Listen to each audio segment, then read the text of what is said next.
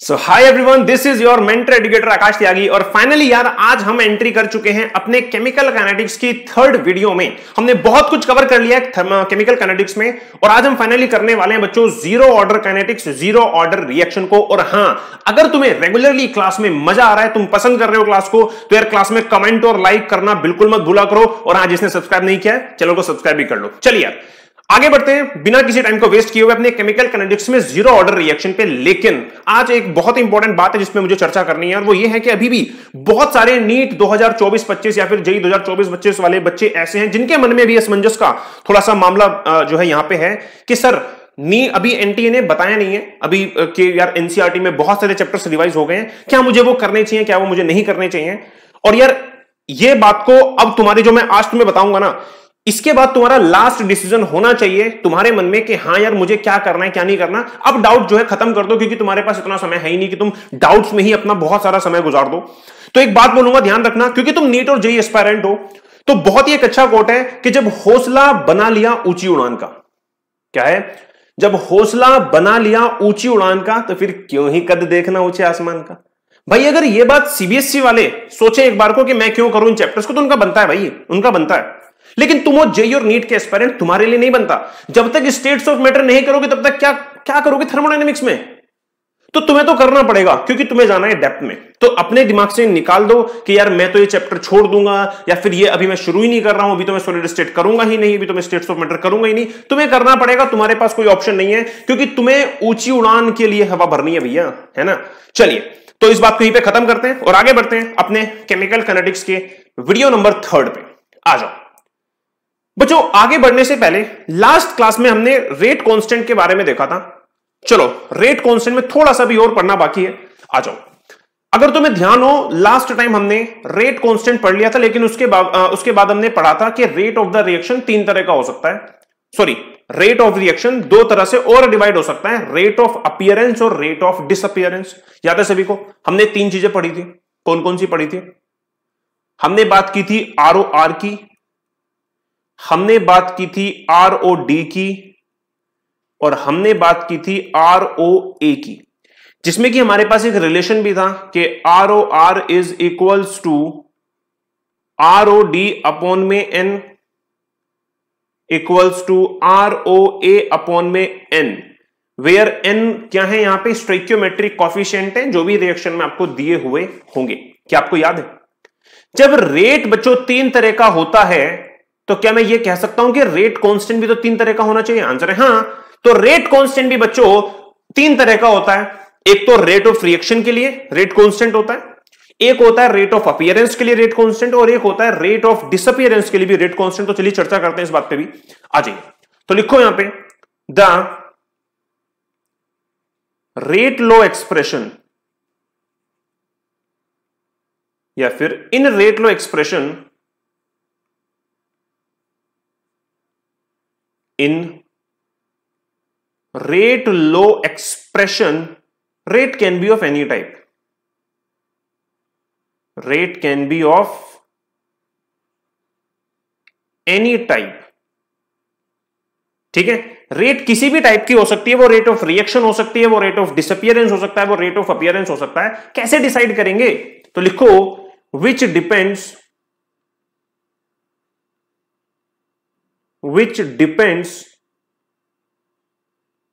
depends what type of rate constant is given,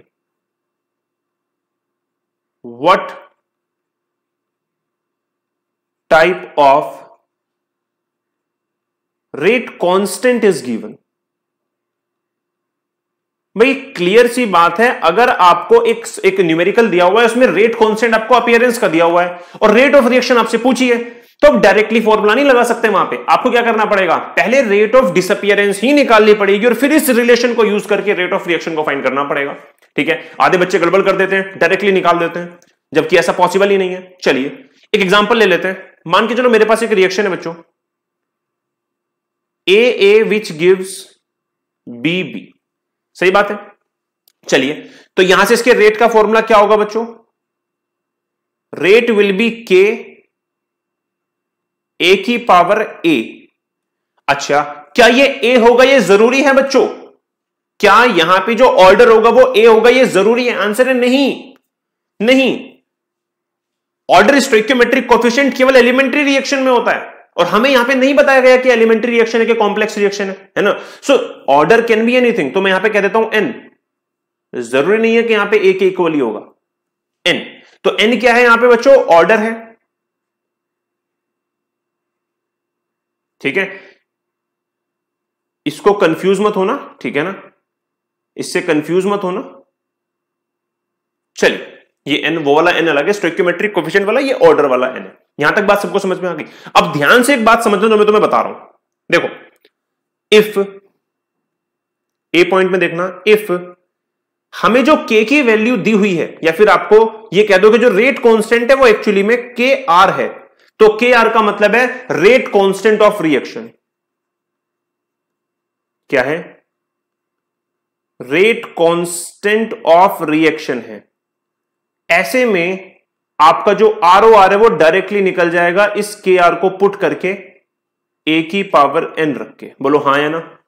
सही बात है। अच्छा, अगर बच्चों मैं कह दूं इफ जो हमें के की वैल्यू दी है वो के आर ना होके के डी है, तो मेरा ये हो जाएगा रेट कांस्टेंट ऑफ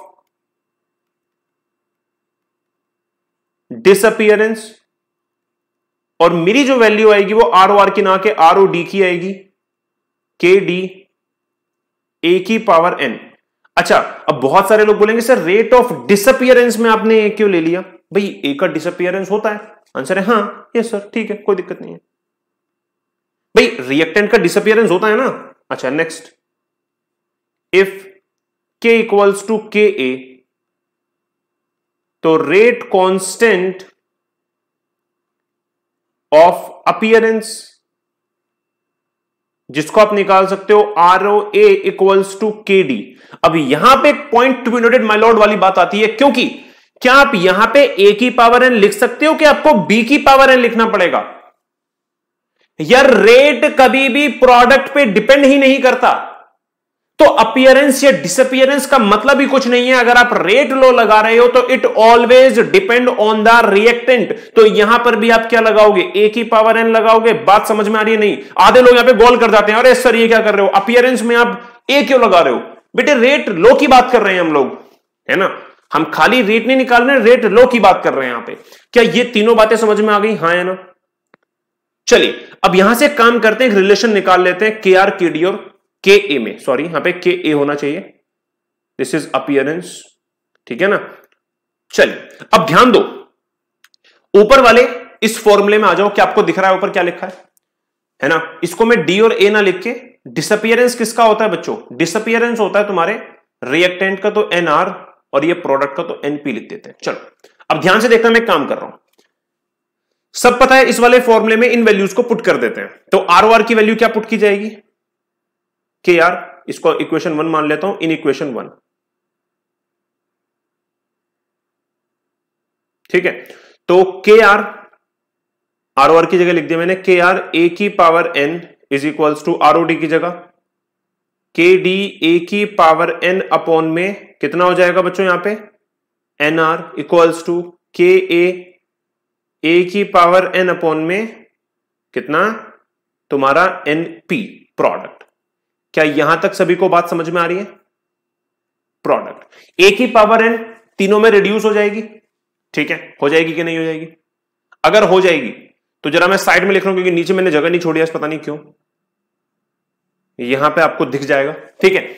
अब अगर मैं इसको रिड्यूस कर दूं तो यहां पे मेरे पास एक के आर का रिलेशन आ जाता है, K R is equals to K D upon में n R is equals to K A upon में एनपी। और इसी रिलेशन के ऊपर बच्चों आपके पास आ सकते हैं बहुत सारे क्वेश्चंस, बहुत सारे न्यूमेरिकल्स, जिसमें से एक न्यूमेरिकल्स आज हम यहां पे करके जाएंगे। आइए, अगर ये बात समझ में आ गई है तुम्हें, बहुत ही आसान है जो, तो आइए चलते हैं एक न्यूमेरिकल पे, ठीक है। क्वेश्चन को ध्यान से देखो क्या दिया हुआ है। Di nitro penta oxide decompose as follows, ये इस तरीके से जो है डिकम्पोज होती है। हमें इसकी पूरी की पूरी रिएक्शन दी हुई है, बैलेंस्ड केमिकल इक्वेशन दी हुई है, और हमें यहां पे कुछ इफ दे रखा है कि if rate of N2O5 is K1N2O5, rate of NO2 is this, and rate of O2 is this। क्या ये गलत बात दे रखी है हमें? आंसर है नहीं सर, गलत क्यों होगी, सही तो बात दे रखी है। आ जाओ देखो, आपसे इनडायरेक्टली क्वेश्चन दे रखा है कि जो रेट है N2O5 का, है ना, ठीक है, वो कितना है मेरे पास, K1 N2O5 है। ऐसे ही मुझे सबके लिए दे रखा है, ठीक है, और जो सबके लिए मुझे दे रखा है ये किसमें दे रखा है, in terms of the reactant, rate law को फॉलो किया हुआ है, क्योंकि रिएक्टेंट के अलावा कोई वहां पे हो ही नहीं सकता। बात समझ में आ रही है? तो अगर आप ध्यान से देखेंगे तो ये आपका कुछ भी नहीं तो क्या है बताओ, दिस इज योर व्हाट। आओ समझाता हूं कैसे। देखो आप एक काम करो, उस ऊपर वाली रिएक्शन में जरा रेट का एक्सप्रेशन लगा दो, तो आप क्या लगाओगे, माइनस में d/dt N2O5 इक्वल्स टू, भाई ROR का यही तो फॉर्मूला होता है, अगर आप ROR का एक फॉर्मूला लगाओगे किसी भी रिएक्शन में तो ये तो होता है, इज इक्वल्स टू में प्लस में d/dt NO2 अपॉन में 2 स्टोइकियोमेट्रिक कोएफिशिएंट, है ना, समझ में आ रही है बात, इक्वल्स टू में क्या, d/dt O2, नीचे आएगा 1/2 तो ऊपर आके मल्टीप्लाई हो जाएगा, ठीक है, ऊपर आके मल्टीप्लाई हो जाएगा। बात समझ में आ रही है? हाँ है ना। चलिए अब जरा ध्यान से मेरी बात को समझिएगा। आप इसमें इस वैल्यू को क्या लिख सकते हैं ऊपर के अकॉर्डिंग, K1 N2O5। आप इस बराबर वाली वैल्यू को क्या लिख सकते हो, K2 N2O5 डिवाइडेड बाय 2, और आप O2 के रेस्पेक्ट में क्या लिख सकते हो, K3 N2O5 multiply by 2। N2O5 की कंसंट्रेशन कॉमन है तीनों में, तो यहां से मेरे पास एक रिलेशन बन के आ जाएगा क्या, कि K1 is equals to K2 upon में 2 इक्वल्स टू 3K3। बोलो हाँ या ना, जिसको मैं लिख सकता हूं finally 2K1 equals to K2 equals to 6K3। और आप ध्यान से देखेंगे तो हमसे K1, K2 और K3 का रिलेशन ही पूछा गया था इस क्वेश्चन में। क्या सबको समझ में आ रही है बात कि K1 K2 K3, यहां पे K1 क्या है, वो क्या है, रेट कांस्टेंट ऑफ डिसअपीयरेंस है, जबकि K2 और K3 क्या है, वो दोनों ही रेट कांस्टेंट ऑफ अपीयरेंस है। यहां पे आपको रेट कांस्टेंट फॉर रिएक्शन दे ही नहीं रखा था। क्या सभी को ये वाला कंसेप्ट क्लियर है, हाँ या ना? अगर नहीं है तो जल्दी से मुझसे पूछ लो, अदरवाइज आगे बढ़ते हैं। अच्छा पूछोगे कैसे, है ना, कमेंट सेक्शन में पूछ सकते हो। आ जाओ आगे बढ़ते हैं बच्चों आज के अपने ओरिजिनल टॉपिक जिसका नाम है जीरो ऑर्डर रिएक्शन पे। अब ये जीरो ऑर्डर रिएक्शन को पढ़ने से पहले तुम्हें लास्ट क्लास का एक बार रिकैप दे देता हूं कि हमने जहां पे देखा था कि मॉलिक्यूलरिटी और ऑर्डर क्या होता है, ठीक है। अब समझना मेरी बात, में एक बार दोबारा से बोल रहा हूं, दोनों की प्रैक्टिकल सिग्निफिकेंस क्या है। मॉलिक्यूलरिटी का मतलब है, मैं मानता हूं, एक एग्जांपल मैं लेता हूं, जैसे मान के चलो मेरे पास ये अभी के लिए दो रिएक्टेंट है, रिएक्टेंट नंबर 1 ब्लैक वाला, रिएक्टेंट नंबर 2 ब्लू वाला, ठीक है। जब कोई भी रिएक्शन होती है तो इन दोनों को कोलाइड करना पड़ेगा, इनका कोलिजन होना पड़ेगा, तभी प्रोडक्ट बनेगा।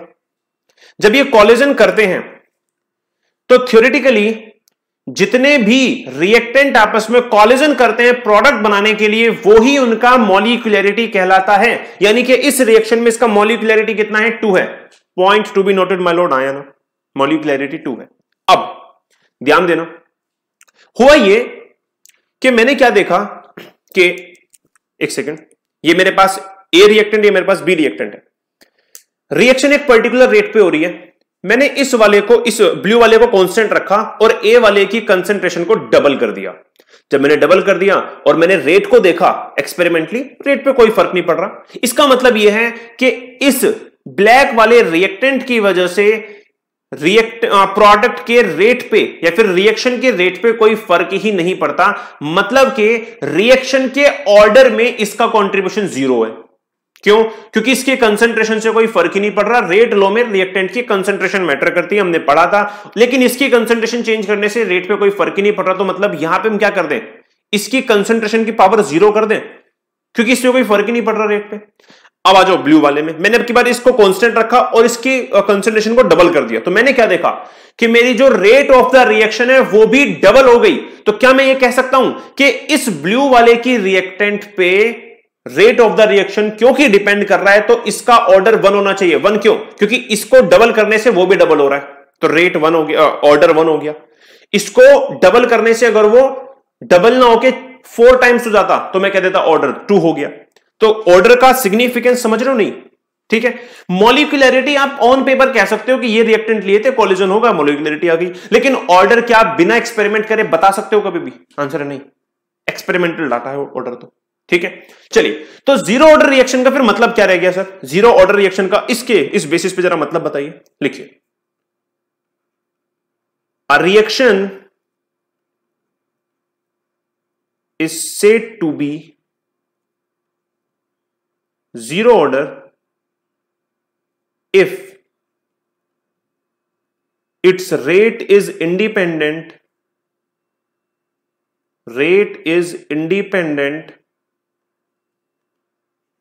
of the concentration of reactant. That is, rate is proportional to the zeroth power of the concentration of the reactant. Sir समझ में नहीं आया, आइए समझाता हूं, ध्यान दो। ये कह रहा है कि ये कैसी ऑर्डर की एक ऐसी रिएक्शन है जिसमें रिएक्टेंट के कंसंट्रेशन पे रेट कभी भी डिपेंड ही नहीं करेगा, कभी भी डिपेंड नहीं करेगा। अच्छा, पहली बात तो ये समझ लो कि जितनी भी हम ऑर्डर ऑफ रिएक्शन करेंगे हमारे सिलेबस में रिएक्शन केवल एक ही टाइप की पॉसिबल है। वो क्या? कि हमें जब भी ऐसे में, जब भी हम, अब ध्यान से देखो, पहले तो एक चीज समझ लो कि ऑर्डर ऑफ रिएक्शन क्या होता है कि रिएक्टेंट किस रेशियो में या फिर किस पावर से रेट को डिफाइन करता है, रेट को अफेक्ट करता है। ठीक है, मान के चलो रिएक्टेंट को की कंसंट्रेशन को डबल करने से रेट मेरा 4 गुना हो जा रहा है या फिर 6 गुना हो जा रहा है, फिर 12 गुना हो जा रहा है, इसको हम ऑर्डर समझ सकते हैं। अब ऑर्डर बहुत सारे हो सकते हैं। ऑर्डर 0 हो सकता है, कंसंट्रेशन पे कोई फर्क ही नहीं पड़ेगा। ऑर्डर 1 हो सकता है, वो डबल हो जाएगा रेट। ऑर्डर 2 हो सकता है, 4 गुना हो जाएगा। ऑर्डर 3 हो सकता है, 4 हो सकता है, 5 हो सकता है, 6 अप टू इंफिनिटी तक हो सकता है। हाँ है ना, है ना। लेकिन एनसीईआरटी में आपको 1 और 2 ही गिवन है, ठीक है ना। और क्वेश्चन भी आपके ज्यादातर 0, 1 और 2 पे ही आते हैं। बात समझ में आ रही है?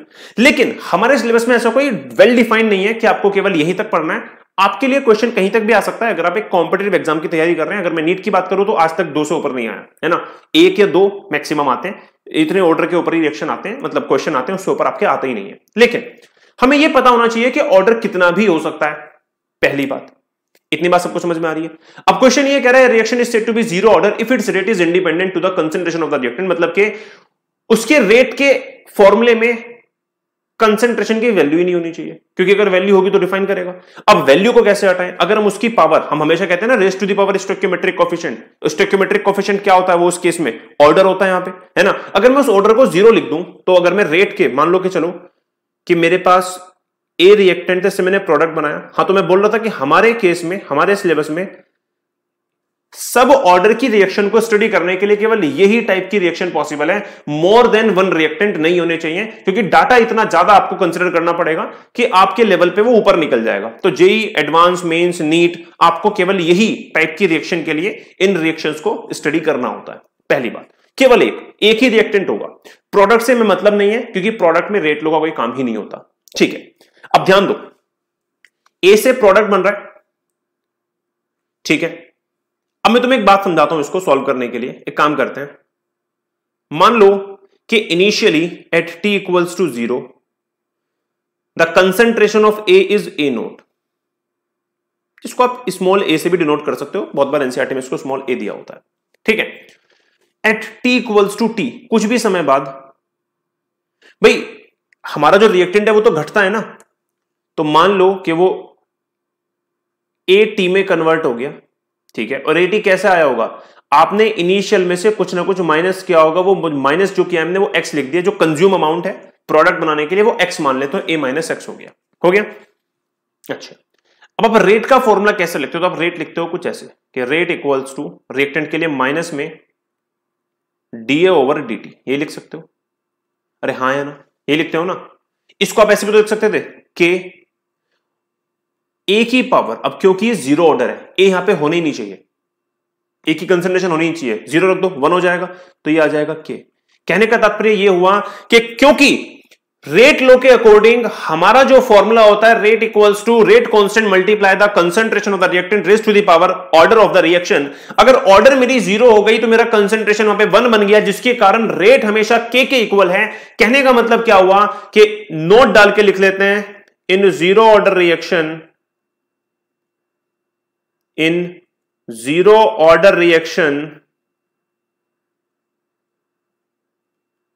Rate of reaction is always constant. और रेट ऑफ रिएक्शन ही नहीं, it can be rate of appearance, rate of disappearance as well, depending कि आपको वहां पे कौन सा आर दिया हुआ है ना। Rate of reaction is always constant equals to value of K, यानी कि रेट कांस्टेंट। क्या इतनी बात सबको समझ में आ रही है, हाँ या ना? ठीक है, चलिए अब इसको थोड़ा और सॉल्व कर लेते हैं, है ना। हमारे पास है rate equals to D over D T which is equals to K. तो यहां से मेरे पास एक फॉर्मूला आ गया, क्या? Minus D A equals to K dot D T. ठीक है, ये हम क्या निकाल रहे थे बच्चों? ये हम निकाल रहे हैं इंस्टेंटेनियस रेट, है ना, क्योंकि हमने स्मॉल डी यहां पे यूज किया। अगर मैं फाइनल रेट निकालना चाहता हूं तो मैं क्या करता हूं इसमें, अगर मुझे एवरेज रेट निकालना तो इंटीग्रेट कर दूंगा। तो कर दो इंटीग्रेट बोथ साइड्स। ठीक है, इंटीग्रेट बोथ साइड्स। जब इंटीग्रेट करोगे बोथ साइड्स तो ये हो जाएगा माइनस डी ए, कहां से कहां तक? ए से ए माइनस एक्स तक। ठीक है, फिर आप कह सकते हो ए नोट से ए टी तक, है ना, कुछ भी आप लिख सकते हो। यहां पे लिख दो ए इनिशियल से ए टी तक। ठीक है, और ऐसे ही टाइम के डॉट डी टी में ये आपका हो जाएगा टी इक्वल्स टू 0 से टी इक्वल्स टू टी तक। ठीक है, सॉल्व करेंगे तो ये कितना हो जाएगा बच्चों? माइनस बाहर आ जाएगा, ए नोट माइनस ए टी। ठीक है, के बाहर आ जाएगा, टी माइनस 0। यहां से मेरा एक फॉर्मूला आ गया, A T minus A naught is equals to, ये कंसंट्रेशन है दोनों, ठीक है, इक्वल्स टू के टी। अच्छा, A T minus A naught को ही मैं और क्या लिख सकता हूं? ए टी का मतलब क्या है? ए माइनस एक्स, फाइनल वाली, माइनस ए। तो यहां से मेरा एक फॉर्मूला जनरेट हो गया, x equals to K T, where x is the consume amount at time t, t is the time taken and k is the rate constant. तो यहां से मेरा पहला फॉर्मूला जीरो ऑर्डर रिएक्शन के लिए drive होता हुआ दिखाई दे रहा है, हाँ या ना? बताओ जल्दी से, क्या सभी लोग सहमत है इस बात से जो भी मैंने किया यहां पे, है ना? ठीक है, तो ये मेरा पहला फॉर्मूला ड्राइव हो गया। अब आपके पास जो क्वेश्चन आ सकते हैं बच्चों, वो इस फॉर्मूले के ऊपर भी आ सकते हैं, इस फॉर्मूले के ऊपर भी आ सकते हैं, और दोनों में आप सबको मतलब समझ लो सबका। एटी यहां पे क्या है? जिस भी टाइम पे आपने वो रेट कांस्टेंट या फिर आप जिस भी एक सर्टेन टाइम तक गए थे, क्योंकि ये तो क्या हो गया, तो चेंज वाला हो गया, तो ये तो आपका एवरेज वाला हो गया। तो एक सर्टेन टाइम 0 से टी तक का आपने क्या निकाल लिया? के यहां पे रेट कांस्टेंट है, टी यहां पे टाइम टेकन है, जो भी उसमें लगा होगा। Similarly x equals to K T. चलिए, यहीं से भी दो बातें और निकल के आती हैं। पहली बात लिख लो, degree of completion. Degree of completion, what does it mean degree of completion? इसको हमेशा अल्फा से डिनोट करेंगे यहां पे। ठीक है, आप इसको कंसीडर कर सकते हो थोड़ा सा, डिग्री ऑफ आयनाइजेशन, है ना, और जो तुम्हारा degree of dissociation in equilibrium में, यहां पे डिग्री ऑफ कंप्लीशन है। कहने का तात्पर्य क्या हुआ? यहां पे हमारी एक रिएक्शन चाहे वो जीरो ऑर्डर की, चाहे वो कोई सी भी ऑर्डर की है, वो एक टाइम पे जाके खत्म हो जाएगी, क्योंकि हम लोग क्या पढ़ रहे हैं? हम लोग पढ़ रहे हैं केमिकल काइनेटिक्स को, और केमिकल काइनेटिक्स ऐसी रिएक्शन के लिए होती है जो मॉडरेट होती है, ना ज्यादा स्लो होती है ना ज्यादा फास्ट होती है, लेकिन खत्म होती है ना। ठीक है, तो अल्फा बताएगा कि वो रिएक्शन अभी कितनी कंप्लीट हो गई। यानी इसका मतलब है कि अगर कहीं पे लिखा है अल्फा इक्वल्स टू तुम्हारा कितना 50%, इसका मतलब है कि यहां पे जो आपकी रिएक्शन है या फिर जो आपका रिएक्टेंट है वो आधा कंज्यूम हो चुका है। पॉइंट टू मिनट माइलोड, जिसको हम हाफ लाइफ भी कहते हैं।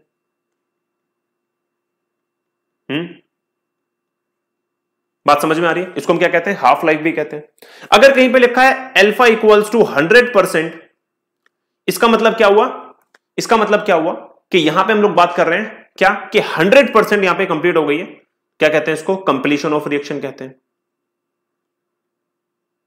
ऐसे आप अल्फा को 75% भी निकाल सकते हैं। ठीक है, क्या हमेशा अल्फा परसेंटेज में ही होगी क्या? नहीं, आप इसी केस के लिए अल्फा को 1/2 भी कह सकते हैं, इस केस के लिए अल्फा को 1 भी कह सकते हैं, और इस केस के लिए आप अल्फा को क्या कहेंगे 3/4 भी कह सकते हैं। बोलो हाँ या ना। कुछ भी वैल्यू पॉसिबल है। आपके पेपर में ज्यादातर आपको 50% और 100% मिलेगा, लेकिन हो तो कुछ भी सकता है। अल्फा 60% भी हो सकता है। क्या आंसर आ जाएगा आपका बताइए? 60/100 कितना? 3/5 है ना। तो कुछ भी हो सकता है। अब ऐसे में हम कैसे निकालेंगे या फिर इसमें क्या क्या पूछा जा सकता है जरा वो देख लेते हैं। ध्यान देना भाई। सबसे पहले मैं बात करता हूं यहां पे अल्फा 100% की, तो डाल दो टी कंप्लीशन। ठीक है, डाल दो टी कंप्लीशन। टी कंप्लीशन का मतलब है कि रिएक्शन कंप्लीट हो चुकी है। ध्यान दीजिएगा, इस वाले फॉर्मूले को पकड़ लो। ठीक है, पकड़ लिया। अगर मैं टी कंप्लीशन की बात बच्चों कर रहा हूं तो टी कंप्लीशन में क्या मैं ये कह दूं कि एटी मेरा 0 हो गया? अच्छा, हमने एक गड़बड़ और की यहां पे भी, हमने एक गड़बड़ और की यहां पे भी, एक गड़बड़ हमने की यहां पे। अगर आप ध्यान से देखेंगे तो जब हम डेरिवेशन कर रहे थे तो हमारा हो गया ए नोट से एटी, तो it should be eighty minus A note ना। हमने यहां पे गड़बड़ कर दी ना, इसको ठीक करो भाई। ठीक है, एक मिनट, चलिए यहां से ना, हाँ देखो ये गड़बड़, -x आ रही है वैल्यू यहां पे, जबकि होनी चाहिए थी कितनी? +x। ठीक है, हाँ तो ए नोट से एटी है तो क्या हो जाएगा? एटी माइनस ए 0। ठीक है, जिसकी वजह से अब ए नोट प्लस में हो जाएगा, एटी यहां पे हो जाएगा, जिसकी वजह से हो जाएगा ए माइनस +x। ठीक है, और यहां पे x की वैल्यू आएगी। ठीक है ना, ये गड़बड़ कर दी हमने, ठीक कर लिया। चलो इस वाले फॉर्मूले को पकड़ लो। जरा एक बात मुझे बताओ, टी कंप्लीशन में क्या एटी की वैल्यू 0 होनी चाहिए? बोलो। कंसंट्रेशन ऑफ रिएक्टेंट 0 हो जाएगी? बोलो हाँ या ना। क्यों? क्योंकि अल्फा की वैल्यू 1 है। ठीक है, अल्फा की वैल्यू 1 है, कंप्लीटली कंज्यूम हो गया। तो मैं ये कह सकता हूं यहां से ये फॉर्मूला बन जाएगा ए note equals to K T completion के लिए। ए नोट को मैं क्या लिख सकता हूं? स्मॉल ए। तो यहां से मेरी वैल्यू बन गई दिस, और यहां से मेरा टी आ गया कितना बताओ? A/के। क्या बात समझ में आ रही है? ठीक है, तो 100% अगर रिएक्शन कंप्लीट हो रही है 0 ऑर्डर में तो आपका फॉर्मूला उसको निकालना टाइम कितना लगेगा? A/के, इनिशियल कंसंट्रेशन अपॉन में रेट कांस्टेंट। ऐसे ही नेक्स्ट आपसे मैं पूछ रहा हूं टी हाफ लाइफ। क्या जी? T half life. ठीक है, अच्छा एक बात और समझो, यहां पे अल्फा क्या है? अल्फा है कंप्लीशन, है ना, कंप्लीशन का डिग्री। अब मैं एक बात समझाता हूं तुम्हें, ध्यान देना, ध्यान दो जरा ध्यान से। अच्छा पहले इसको सॉल्व कर लेते हैं हाफ लाइफ को। तो यहां पे ए नोट, उसी वाले फॉर्मूले की बात कर रहा हूं, एटी क्या हो जाएगा? एटी क्या हो जाएगा? हाफ का मतलब है कि जो हमारा फाइनल अब जो है हमारे पास वो आधी रिएक्शन हो चुकी है। आधी रिएक्शन का मतलब क्या है? कि हमारा जो फाइनल है, जो भी हमारी कंसंट्रेशन है वो आधी बची है। मतलब कि मैं फाइनल वाले को लिख सकता हूं ए नोट बाय 2, आधा काम हो गया, इक्वल्स टू के टी। तो ये बच जाएगा ए नोट अपॉन में 2 इक्वल्स टू के टी, और यहां से मेरी वैल्यू आ जाएगी कितनी? यहां लिख रहा हूं भाई मैं, ये मेरी वैल्यू आ जाएगी ए अपॉन में 2 इक्वल्स टू के टी, और यहां से मेरे टी की वैल्यू आ जाएगी, टी 50% की वैल्यू आ जाएगी कितनी? ए अपॉन में 2 के।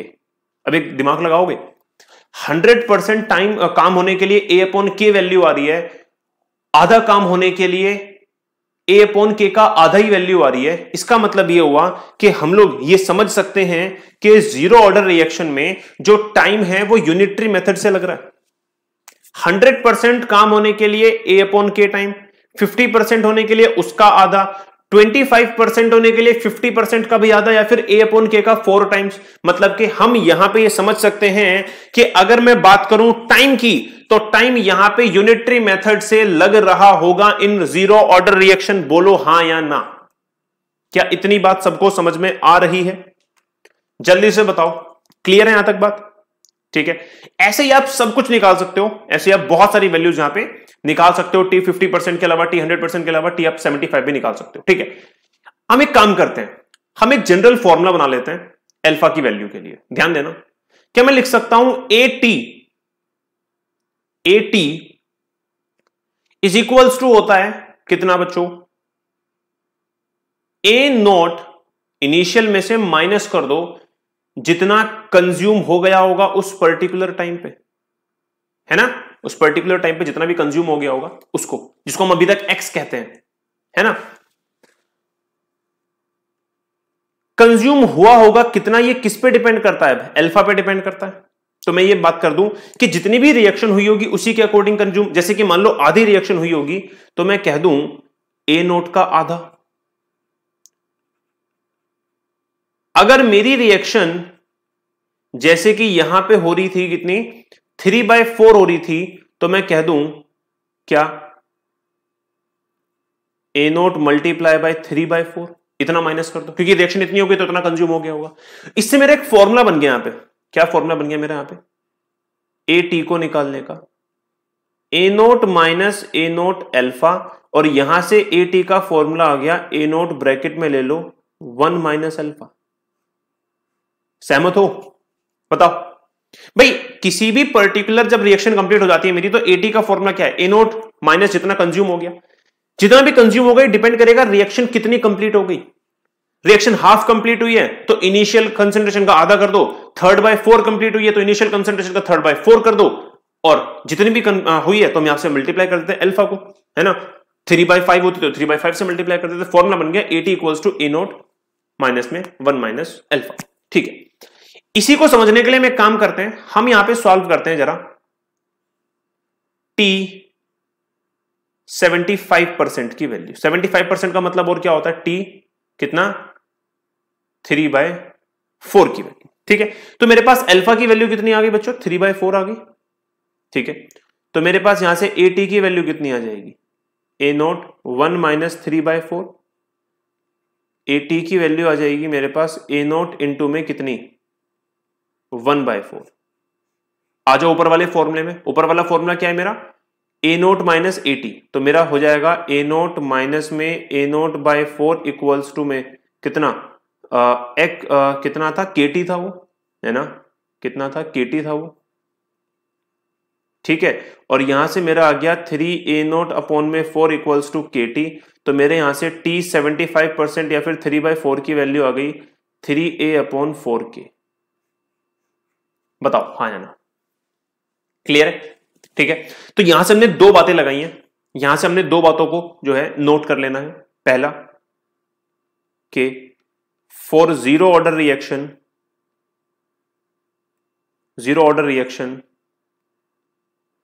unitary method can be used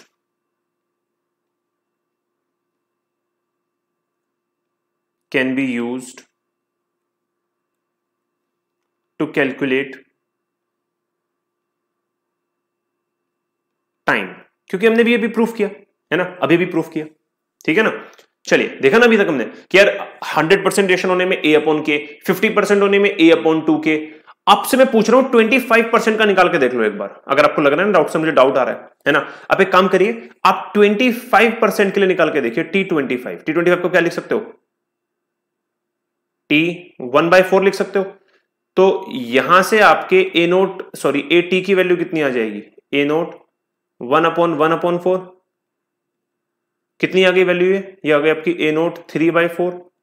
ऊपर वाला फॉर्मूला लगाओ, ए नोट माइनस ए टी, तो ए नोट माइनस में ए नोट इंटू 3/4 इक्वल्स टू क्या, के टी। ये कितना आ जाएगा आपका,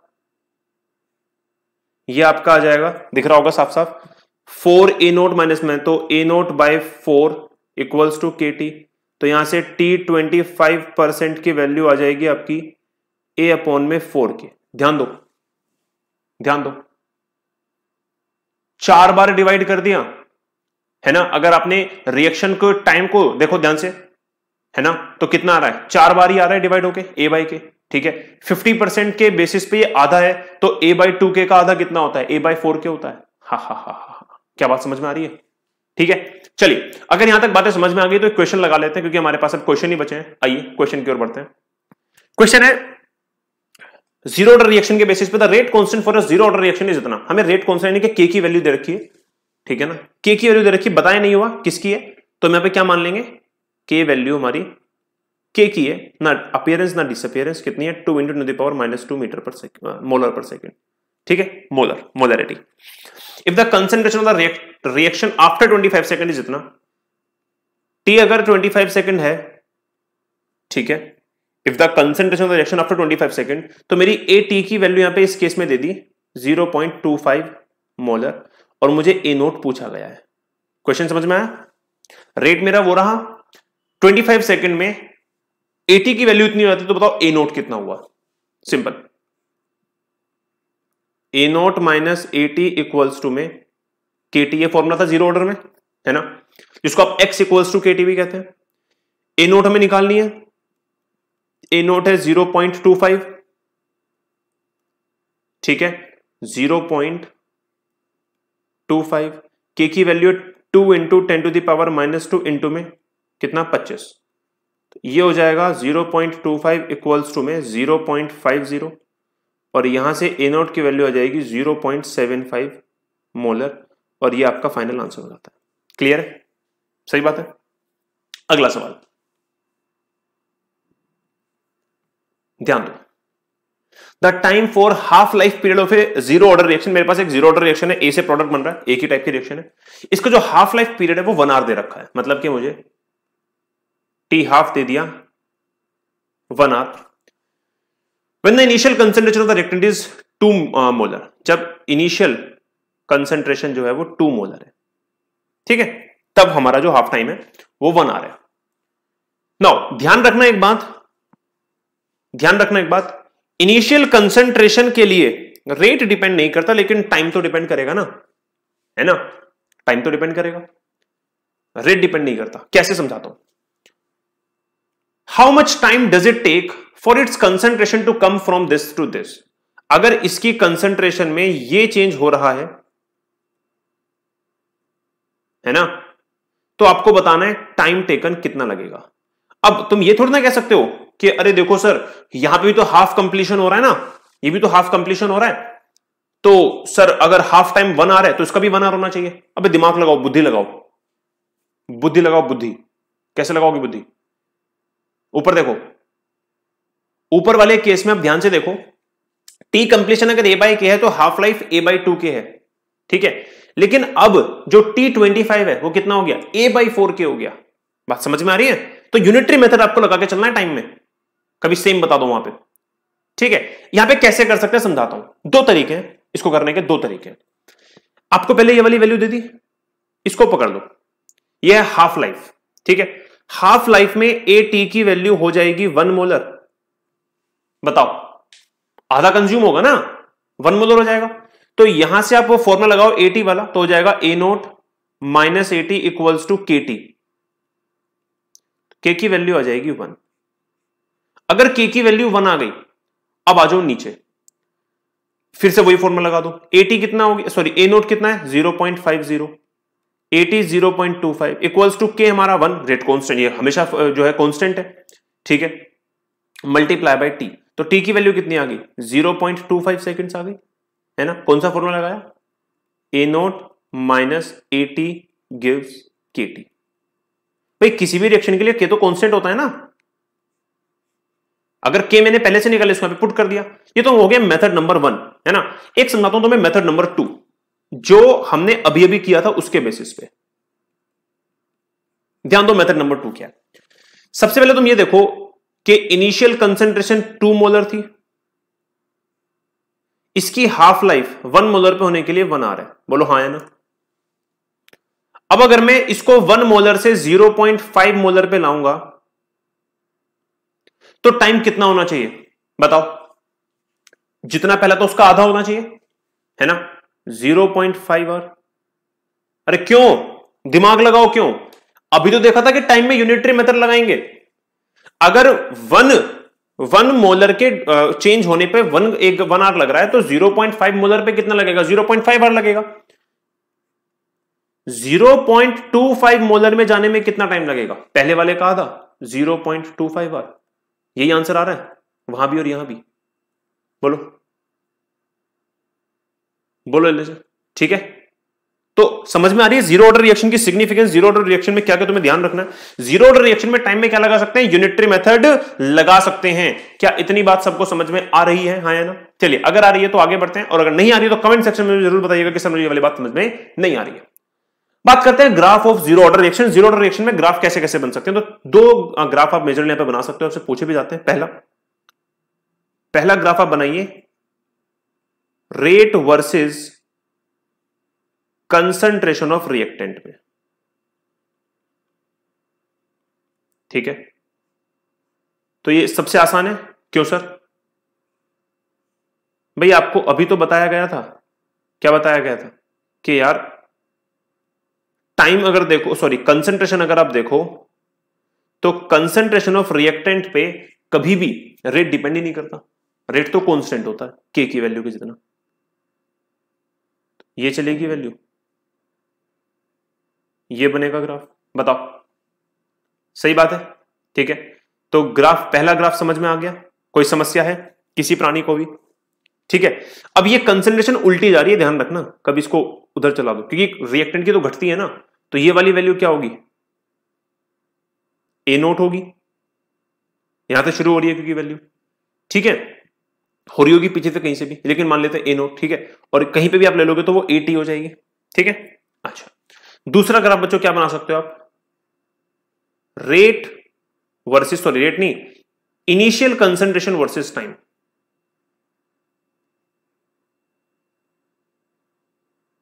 ये भी आपसे पूछा जाता है, इनिशियल कंसंट्रेशन वर्सेस टाइम। आ जाओ, इसको बनाने के लिए देखो, हर कोई ग्राफ बनाने के लिए आपके पास पहले उसको कोई फॉर्मूला होना चाहिए। ध्यान करो, कोई फॉर्मूला है ऐसा हमारे पास? यार है तो सही, कहां है फॉर्मूला? आ जाओ, हमारे पास एक फॉर्मूला है, A minus A naught minus A T equals to कितना, के इंटू में टी। सही बात है, हाँ या ना? तो यहां से ए नोट की वैल्यू कितनी आ रही है, यहां से ए नोट की वैल्यू आ रही है के टी प्लस में ए टी, बोलो हाँ या ना, यही बात है। या फिर यहां से आप ए टी की वैल्यू निकाल सकते हो, है ना, यहां से आप ए टी की वैल्यू निकाल सकते हो, वो कितनी आ रही है, ये आ रही है आपकी कितनी, ए नोट माइनस के टी। सही बात है, ठीक है, ए नोट माइनस में के टी। तो अब आपके पास एक ही फॉर्मूले में टाइम भी है और ए नोट भी है? एक काम करो, आपने ए टी को तो ले लिया किस पे, एक्स, सॉरी ए नोट को तो ले लिया आपने एक्स एक्सिस पे, और टी को आपने ले लिया वाई एक्सिस पे। ये आपका टाइम हो गया, और ये आपका यहां पे ए नोट हो गया, एक ही कंसंट्रेशन, ठीक है। चलिए अब ध्यान दीजिएगा बच्चों, एक मिनट, हम यहां पे ए नोट की क्यों निकाल रहे हैं, ए का निकालो ना, कंसंट्रेशन पे निकाल रहे हैं ना हम तो, है ना, concentration of reactant versus time, है ना, खाली ए नोट पे नहीं निकलेगा, ये तो कांस्टेंट है, ठीक है। तो concentration of reactant versus time के बेसिस पे निकाल रहे हैं। अब आ जाओ जरा ध्यान से, अब कंसंट्रेशन और टाइम के बीच में हमारे पास एक रिलेशन है, ध्यान दो। ये रिलेशन ये कह रहा है कि ये है y equals to c minus M X वाला, ध्यान दो, है ना। इसका मतलब क्या हुआ, इसका स्लोप तो हो गया माइनस का m,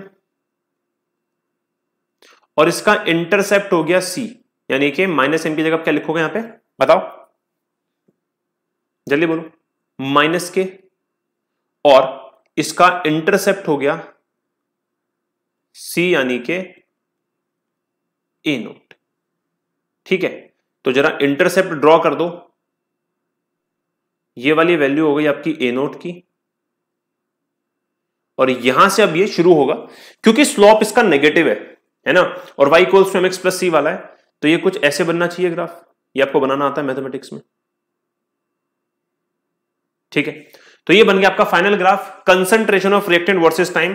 यहां पे हमारा खत्म होता है graph of zero order reaction के साथ में, पूरा का पूरा जीरो ऑर्डर रिएक्शन का काम खत्म। कल वाले वीडियो में हम लोग करेंगे फर्स्ट ऑर्डर और सेकंड ऑर्डर। चलिए stay tuned for the next video, तब तक के लिए bye guys, bye everyone, I hope you enjoyed the class.